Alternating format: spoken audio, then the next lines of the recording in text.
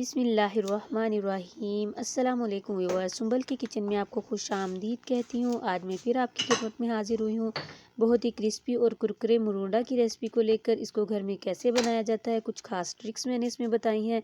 इसका मज़ा और कैसे बढ़ाएं ये भी मैंने आपको बताया है। तो इस रेसिपी को आखिर तक आप ज़रूर देखिएगा, आपको बहुत पसंद आएगी। और अगर आप चैनल पर नए हैं तो मेरी सपोर्ट के लिए इसको सब्सक्राइब ज़रूर कर दें और बेल बटन को भी क्लिक कर दें।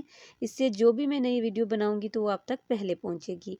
तो मज़े मज़े की रेसिपीज देखने के लिए इसको क्लिक ज़रूर कीजिए। तो चलिए ये क्रिस्पी सा और कुरकुरा मरूंडा बनाना शुरू करते हैं। बिस्मिल्लाहिर्रहमानिर्रहीम। यहाँ पे ले लिए हैं मैंने मुरमुरे, इसको पफ राइस भी कहते हैं, इसको हमारी यहाँ पे इसको फुलियाँ भी कहते हैं।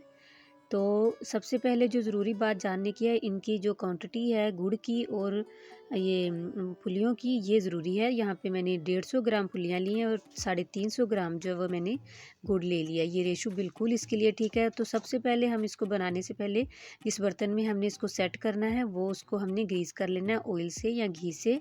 उसके बाद जो ज़रूरी बात है उसमें कि लोग क्या करते हैं कि गुड़ को मेल्ट कर लेते हैं और उसमें फुलियाँ डाल के तो उसको मरूंडा बना लेते हैं। ऐसा बिल्कुल आपने नहीं करना। आपने सबसे पहले जो फुलियाँ हमारे पास हैं, ये पफ राइस हैं, इनको आपने स्लो फ्लेम पे अच्छे से आपने इसको क्रिस्पी कर लेना है। जब तक कि ये क्रिस्पी नहीं होते आपने फ्लेम बिल्कुल भी जो है आपने इसमें हाई नहीं करना। हाई करेंगे तो ये जल जाएंगे। तो जैसे ही मैं इसको यहाँ पे ये देखिए चेक करती हूँ तो ये देखें ये कैसे भुरभुरा सा हो गया। तो ये यहाँ पे रेडी हो चुका है। तो अब मैं इसको दूसरे बर्तन में निकाल दूँगी।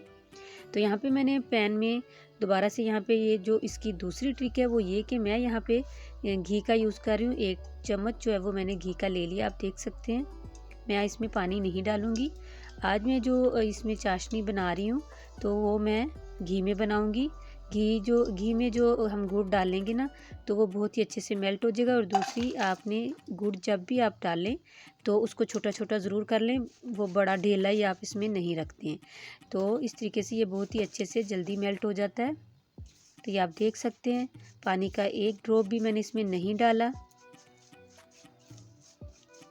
तो कैसे पता चलेगा कि ये रेडी हो चुका है? तो जब इस तरीके से बबल आने शुरू हो जाएं तो आप समझ लें कि ये रेडी होना शुरू हो गया। तो फ्लेम आपने लो ही रखना है।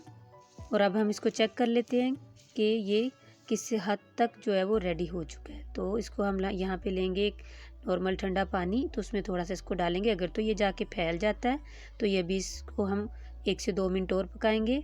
और अगर ये फैलता नहीं है तो मैं आपको दिखाती हूँ कि इसकी क्या कंडीशन होती है। और हमें पता चल जाता है कि ये जो हमारी गुड़ की चाशनी है ये अच्छे से रेडी हो चुकी है। तो यहाँ से हम इसको 2-3 मिनट में 2-3 सेकंड मैंने इसको रखा है। तो ये आपको दिखाती हूँ, इसकी आवाज़ सुने आप। इस तरीके से कड़क सी इसकी आवाज़ आए और अगर आप इसको तोड़ के देखें तो बिल्कुल पापड़ की तरह टूटे, तो बस आप समझ लें कि ये रेडी हो चुका है। तो बस अब हम इसमें तीसरी टिक है इसमें कि यहाँ पे मैं 1 चुटकी भर के मैं डाल रही हूँ मीठा सोडा का। इससे ये बहुत ही खस्ता बनेंगे। तो इसको अच्छे से, और इसकी जो चौथी ट्रिक है कि आपने जब ये मीठा सोडा ऐड करना है तो अपनी फ्लेम को बंद करके इसको ऐड करना। और जब भी जूं ही डालेंगे तो इसका कलर भी चेंज होना शुरू हो जाएगा। इसको अच्छे से मिक्स करने के बाद फ़ौरन से हम अपने पफ राइस इसमें ऐड करके मिक्स कर देंगे। और इसका जो हमने पहले से ही वो बर्तन ग्रीस करके रखा हुआ था तो उसका ये फ़ायदा होता है, जैसे ही हम इसको मिक्स करते हैं फ़ौरन से, अगर हमने बर्तन को ग्रीस करके रखा हो तो फ़ौरन से उसमें डाल देते हैं। तो ये आपने बहुत जो है ज़रूरी है कि ये आपने पहले करके रखना है। तो फ़ौरन से अब हम इसमें डालकर इसको फैला देंगे।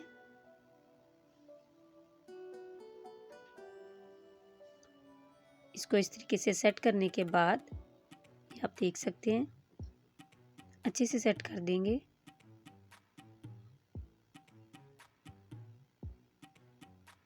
तो यहाँ पे अल्हम्दुलिल्लाह मैंने इसको अच्छे से सेट कर दिया है।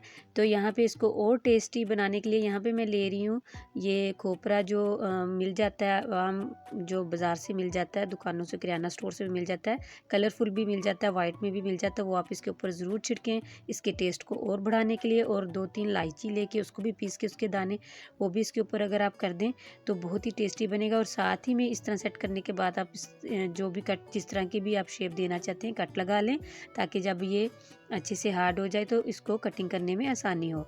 तो इस तरीके से अब यहाँ पे अल्हम्दुलिल्लाह मैंने इसको 1 घंटे के लिए छोड़ दिया था। तो अब साइडें इसकी छुड़ा लेते हैं। तो ये देखें बहुत ही माशाल्लाह अच्छे से ये निकल आया। तो सारी को निकाल के जहाँ पे मैंने कट लगाए थे दोबारा से वहाँ से नाइफ़ से हम कट करके इसको पीसेस में कर लेते हैं। तो बहुत ही टेस्टी बना था ये, आप इसको ज़रूर इसी तरीके से जिस तरीके से मैंने आपको बताया ट्राई करें। बहुत ही कुरकुरा और बहुत ही क्रिस्पी खस्ता किस्म का बनता है और बहुत ही टेस्टी। तो अब मैं इसको जहाँ पे मैंने कट लगाए थे वहीं से दोबारा इसको कट लगाऊंगी तो बहुत ही अच्छे तरीके से पीस जो है वो निकल जाएंगे। तो ये आप देख सकते हैं बहुत ही अच्छे तरीके से इसके पीस जो हैं वो निकल आए, ज़ाया भी नहीं हुआ। तो ये आप देख सकते हैं कितनी खूबसूरत ये चिक्की बन चुकी है। तो सर्दियों में हमें गुड़ से कुछ ना कुछ बनाकर खाते ही रहना चाहिए। तो मैं आपको ये तोड़कर भी दिखाती हूँ कि ये कितनी खस्ता बनी है। तो आप देख सकते हैं। उम्मीद है कि आज की रेसिपी आपको बहुत पसंद आई होगी। पसंद आई है तो इसको लाइक और शेयर ज़रूर कर दीजिए। इसी के साथ मैं इजाज़त चाहती हूँ। दुआओं में याद रखिएगा। मिलूंगी फिर एक नई और आसान रेसिपी के साथ। अल्लाह हाफिज़।